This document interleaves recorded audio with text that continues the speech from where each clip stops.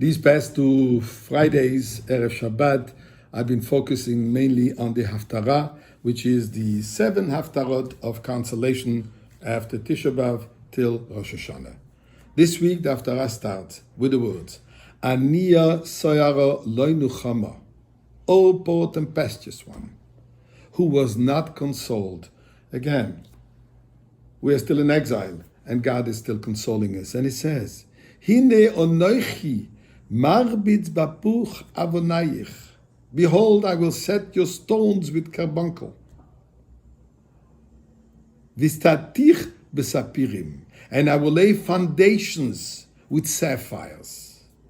And the next verse says, God, Vesamti katkoit shimshoy sayich.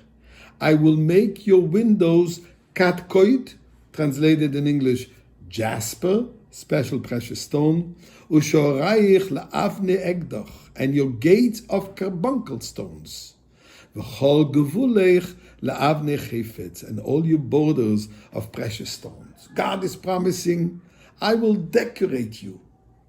Jerusalem is going to be a place which will be completely surrounded and decorated, so to say, with the most precious of jewels. What's katkoit? What kind of a stone is this?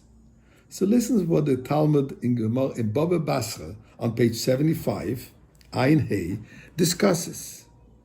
V'samti katkoit shimshei sayich, Amar Rabbi Shmuel bar Nachmani. So Rabbi Shmuel, the son of Nachmani, says about this pasuk, and I will place katkoit at your windows. Meaning, pligitre malache barakia. There is a difference of opinions amongst the angels above in heaven. Gabriel and Michael, the two famous, Michael, who is the angel of kindness, Gabriel, who is the angel of more rigorousness, contraction, restriction, severity. And then he says, that those who say that it's not angels, but it's also to rabbis, to sages. Who are they? Yehuda v'Chizkiah, the children b'nei Rabchia, the children of Rabbi Chia. What is the dispute about? It says, Chad Omar, one of them says, Katkoit is a Shoham, v'Chad Omar Yashfe. And one says, no, Katkoit is a different kind of a stone, Yashfe. So now what are we going to be? So which stone is it going to be? So says God, Amar lo HaKadosh Baruch Hu, leheve kedein ukedein. Let it be like this one and like this one. In other words, I'm going to take a stone that's going to have the qualities of both, of the Shoham and the Yashfe. And therefore, kedein ukedein, like this and like this, kad koid, representing both opinions. What does it mean? What is the English translation of Yashfe and Shoham? So Shoham is onyx, and Yashve is what we know as a jasper. What is this discussion here? What is this all about? So here is the difference. These two stones have different qualities, different characteristics. One of them has its own light.